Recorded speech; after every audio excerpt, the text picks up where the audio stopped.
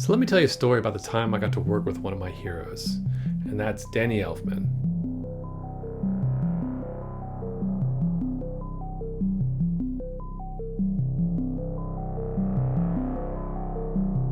So apart from producing music, I actually work a lot of my time as a sound recordist for film and TV, and I've worked on a lot of documentaries.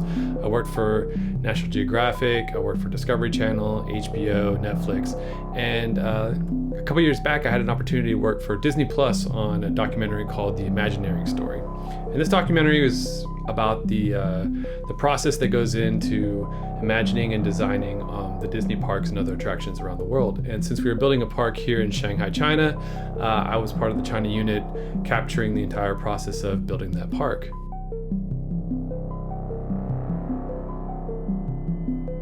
So I'd been working on the film for a couple years already, and I got a call from the producer that said, hey, we've got Danny Elfman coming in town. He wants to do a walkthrough of the Alice in Wonderland maze. Now he's writing the score for the Alice in Wonderland maze, and he wants to do a walkthrough and actually kind of just spitball ideas and see what kind of inspiration he can get from seeing the path. Now the maze was kind of like going to be in front of the Disney castle, and it's going to be like a hedge maze, but nothing was built yet. And he just wanted to walk through the path and see like what came to him. And I got a call to follow him through that process and record his audio as he spoke with some of the Disney executives about his ideas for the score, which I was super excited about. Danny Elfman's always been a hero of mine. I've loved his music. I've never met him before, and I was super excited to do it.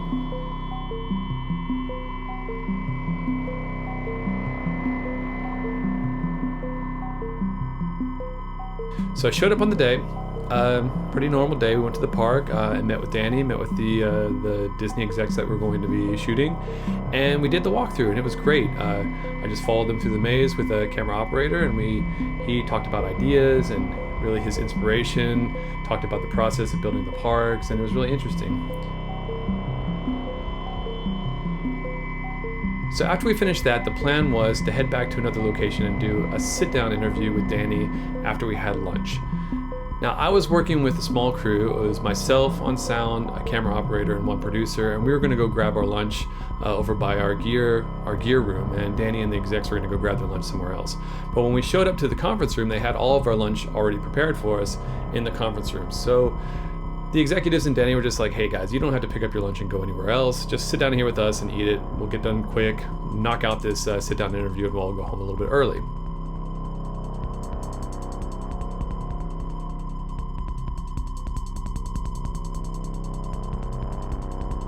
So we were all sat there around the table, and I'd taken the gear off. We'd stopped rolling, and just sitting there eating. Well, I wasn't saying much.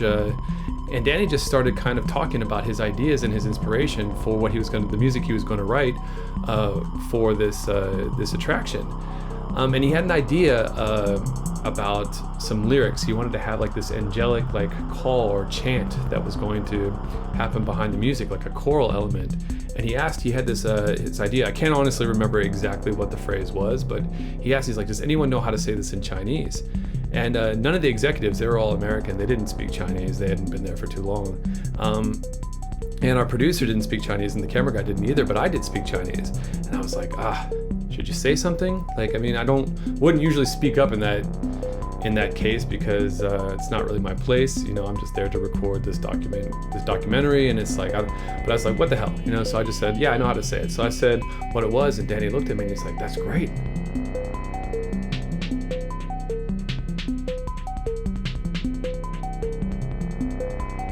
That's so melodic. How do you say it again? He's like, blah, blah, blah. So I said it again. He's like, why do you speak Chinese? And I was like, I explained to him that I lived in Shanghai for a while and I'm working here. And he's like, I've got a Chinese wife. And he's like, oh, you have a Chinese wife.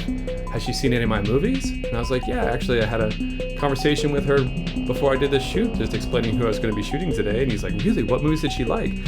So then all of a sudden I was engaged in this conversation with Danny about what movies spoke to a Chinese audience, which I had actually talked to my wife about, and he was really curious and to understand like what characters she related to.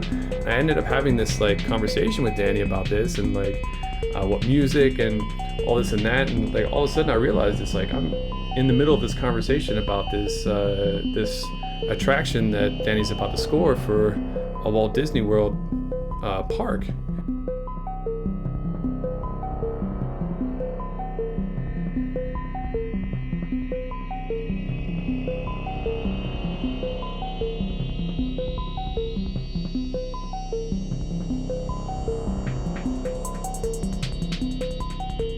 And that was cool. We talked about it for a while, and then we finished our lunch and we went about our day and did the sit-down interview, and everything went great. He's a really nice guy. Everybody was super cool. Everybody was super gracious. And that was it. And we went about our day, and I packed up and went home. But later on, a few years later, we continued to shoot the park for this television show and for the show on Disney Plus. And a few years later, when the park opened, and I was able to take my kid there, I made an effort to go walk to that Alice in Wonderland maze. And I was amazed that, like I said, I can't remember the exact phrase that we talked about, but if you go to that maze, you can hear that choral chanting voice, like in the music that he wrote, and it's like it sounds very much like what we talked about at the table that day.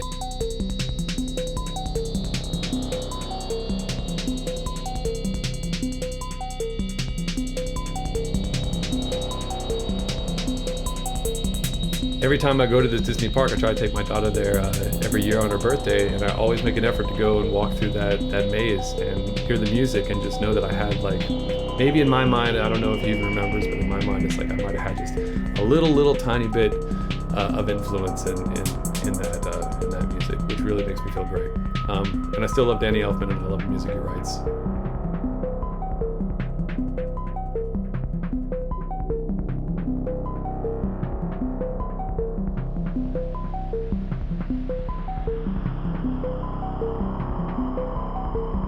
So you should check out the show. It's called The Imagineering Story. They actually didn't use that segment in the show in the end. They used other stuff I did, but I worked on episode 6 of that show. You should check it out. So that's my story about when I got to meet and work a little bit with Danny Elfman. If you like this kind of video, please let me know in the comments below. I usually do like synth tutorials and breakdowns and different synth videos. So please check my channel for if you're into that kind of thing, and leave a like and subscribe for more synth videos. And I'll see you guys in the next one. Take care. All the best.